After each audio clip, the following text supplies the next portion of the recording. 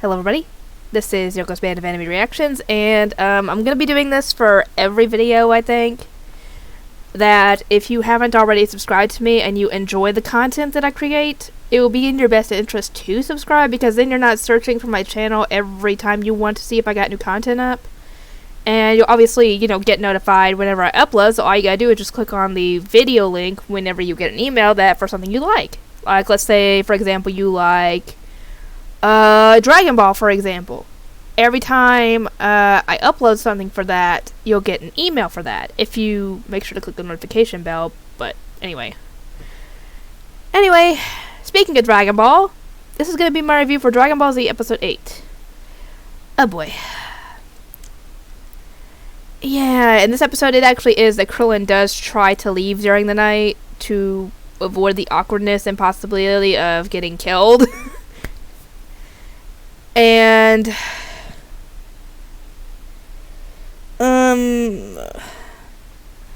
yeah, Chi-Chi's obviously ticked off that Goku did not bring Gohan back, did not call to let them know, I'm gonna be late.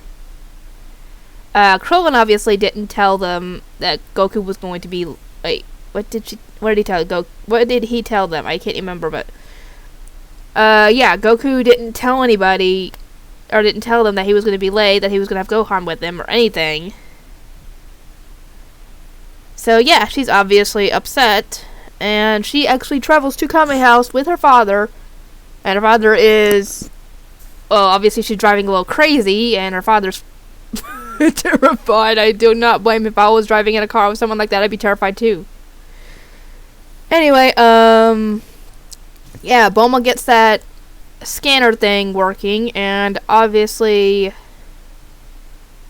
the scanners don't detect really accurate stuff, because I don't know if Krillin has figured this out by now, but or Roshi, for example, if they figured out how to hide their power levels or lower them or whatever, because by the time they get to Namek, they can hide their power levels. So, yeah, what they find on the scanners might not be accurate, because Roshi's is only like 139, and that's a lot lower than I thought it would be, to be completely honest, because, I mean, I know Roshi probably hasn't been doing any training since he started training Goku and Krillin way back when. So, he's probably, but still, you would think his power level wouldn't have gone down any, or am I wrong on that? If I'm wrong on that, let me know how I'm wrong, But his was only 139, and Krillin's was 206. So, Krillin at this point is stronger than Master Roshi, unless they are hiding their power levels, in which case, who knows? But yeah, that's when Yajirobe shows up and tells him, don't wish Goku back until a year later, so when the Saiyans arrive, because he's going to need special training.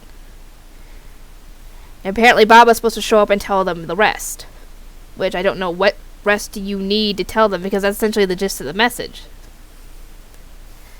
And that's when Chi-Chi shows up, yelling, obviously, about how she knows something's up, that Goku hasn't called, and that she essentially wants to see them.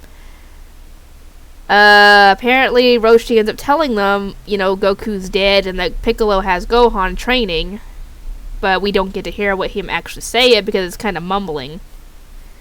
And Chi-Chi faints from this, which I kind of don't blame her at all. If I found out that my husband was dead and my son was being trained in martial arts by my husband's enemy, as far as we know, I'd probably have a similar reaction. Anyway, with all this going on, Goku obviously has not made it past Snake Way yet. That's going to be for a long while. I think that's probably episode 18 or something by the time he finishes getting off Snake Way. Somewhere around there. So it'll be a while.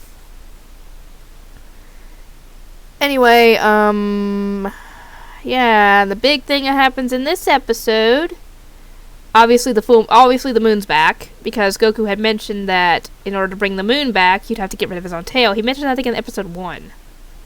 Or is it episode 2? Whatever. Anyway, yeah, the moon's back. And it's apparently a full moon. Gohan sees it and goes freaking Ozaru mode. And thankfully, Piccolo realizes, what the heck happened, and promptly destroys the moon. Doesn't cut off the tail, he destroys the moon. So the moon's gone again. But he realizes that the tail is responsible for it. So he gets rid of the tail. Actually, he gets rid of the tail because it's a weakness. Because when Goku used to get his tail grabbed, it would drain his power. And it's probably the same for Gohan at this point, so that's why I got rid of the tail. So no more tail. And I think from now on, any Saiyans or half Saiyans or whatever don't have tails anymore. Besides, obviously, Vegeta and Nap, of course. But I'm saying afterwards. After that saga, essentially. So I think afterwards, no more tails for any of the half Saiyans or whatever. And when I say multiple, when I say Saiyans, yes, there's going to be more half Saiyans. I'm not saying who's having them, or anything of the sort. But anyway, yeah, that's what happens in this episode. I understand Chi-Chi getting upset because, well, in slightly, it's still kind. I understand it, and yet you would think it'd be fine considering he hasn't seen those guys in like 5 years, which makes no sense considering what you would think they would at least call a few times a week at least to find out how things are going. But I guess it's Goku. Any of them, actually. But, yeah.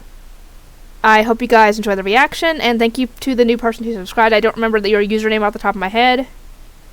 What was it? Hang on, I got the email on the trash from YouTube. Let's see. Zeke's Life Mayor. Thank you for subscribing. I hope you find something on my channel that you enjoy watching. If not, then I wouldn't blame you if you unsubscribe, to be completely honest.